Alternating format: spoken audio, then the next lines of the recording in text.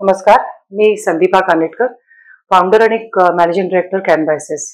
कॅनबायसेस ही एक microbial company आहे आणि आम्ही सस्टेनेबल ॲग्रिकल्चरमध्ये काम करतो. म्हणजे सॉईल हेल्थपासून ते न्यूट्रिशन मॅनेजमेंट आणि प्लांट अँड डिसीज मॅनेजमेंट आणि सगळं जे आहे ते फक्त जीवाणूंच्या तर्फे आपल्याला हे कसं करता येईल ह्याच्याबद्दल करतो. मी स्वतः एक इंडस्ट्रियल मायक्रोबायोलॉजिस्ट आहे, म्हणजे सूक्ष्मजीव शास्त्रज्ञ आता म्हणताना नाही, पण टेक्नोक्रॅट झालेली आहे.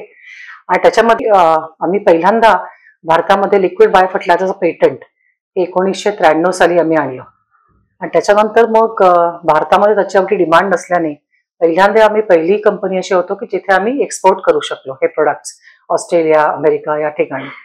आणि त्याच्यानंतर मग आम्हाला ह्याची दखल घेतली गेली आणि 99-2000 पासून सगळी अवॉर्ड्स मिळायला लागली. पण मार्केटची टेस्ट आपण जे म्हणतो की भारतीय शेतकऱ्यांपर्यंत जे प्रोडक्ट पाठवायचे किंवा पोचवायचे ते मात्र आम्हाला करायला जवळजवळ 10 वर्ष संशोधन करायला लागलं. आणि त्याच्यानंतर मग हे भारतीय शेतकऱ्यांकरता आपल्याला त्याच्या किमतीमध्ये, त्याच्या आपल्या सगळ्या वातावरणामध्ये हे कसं आपल्याला देता येईल ह्याच्याविषयी आमचं काम सारखं चालूच होतं. आणि त्याच्यानंतर 2005 साली आम्ही हे कमर्शियल बेसिसवरती ही टेक्नॉलॉजी संबंधपणे शेतकऱ्यांकरता लॉन्च केली. आता आमचं एक असं महत्वाचं आहे की आधी सुरुवात केली ती 9 माणसांपासून आणि आता जवळजवळ 250 लोक जी आहेत ती कॅनबायसेसमध्ये आता काम करतात. आता पसारा साधारणपणे 7 राज्यात आम्ही काम करतो आणि 5 देशांमध्ये एक्सपोर्ट करतो. आता नुकतंच मला असं वाटतं 2023 साली आम्ही एक स्ट्रॅटेजिक कोलॅबोरेशन केलं डी सँगोस या एका फ्रेंच मल्टीनॅशनल बरोबर.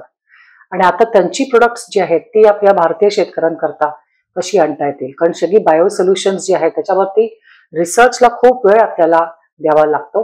आणि मग आता आपल्याला अशा टेक्नॉलॉजीज पाहिजेत की ज्या सस्टेनेबल आहेत, रेसिड्यू फ्री आहेत, त्याचे वातावरणामध्ये काही दोष राहत नाहीत किंवा टॉक्सिक रेसिड्यूज काही राहत नाहीत आणि त्याच्यानंतर हे सेफ फूड करता आपल्याला कामी येऊ शकतात. त्यामुळे आमचं काम सुद्धा जास्ती करून एक्सपोर्ट ग्रोवर्स बरोबर आहे. आणि आता त्याच्यानंतर जे आहे ते आता कॉटनमध्ये, सोयाबीनमध्ये, कुठल्याही क्षेत्रामध्ये प्रसार हा चालू आहे. तर आता जी रसायनं आहेत ती रसायनं जास्ती काळ आपल्याला वापरता यावीत ह्याच्याकरता IPM बरोबर आपल्याला जैविक उत्पादनांचा वापर करायला पाहिजे, बायोपेस्टिसाइडचा. मग केळी असो, द्राक्ष असो, डाळिंब असो किंवा भाजीपाला असो किंवा आपली कडधान्य किंवा ह्याची असो भरड धान्य, या सगळ्यांमध्ये आपल्याला बायोपेस्टिसाइड्स, बायो फर्टिलायझर्स, बायोस्टिम्युलंट्स आणि ऑर्गॅनिक सॉईल अमेंडमेंट्सचा आपल्याला वापर करायला पाहिजे. तरच आपल्याला जे काही आपल्याला उत्पादन, कॉस्ट इफेक्टिव्ह उत्पादन जे आहे ते आपल्याला मिळू शकेल. आणि शेतकऱ्यांकरता जास्तीत जास्त क्वालिटी प्रोड्यूस केली की त्यांना तुम्हाला प्राइस पण तशीच मिळू शकेल. जी आता एक्सपोर्टची लोक प्राइस घेत आहेत तीच आपल्या डोमेस्टिकमध्ये सुद्धा कशी प्राइस घेता येईल ह्याच्यावरती आमचं संशोधन चालू आहे.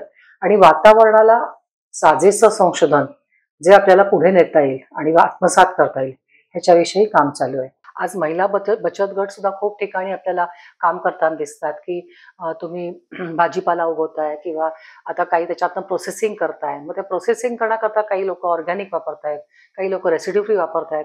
तर निश्चितच अशा महिलांनी आमच्याकडे संपर्क साधावा आणि जैविक उत्पादनं आपण कशी वापरू शकतो त्याच्याबद्दल अवेअरनेस काय आहे ती नीट तऱ्हेने वापरली तर आपल्याला तशा शेतीमध्ये आपण कशी ती आत्मसात करू शकतो ह्याच्याबद्दल नक्कीच आम्हाला आपल्या सगळ्यांना सांगायला आवडेल. नमस्कार.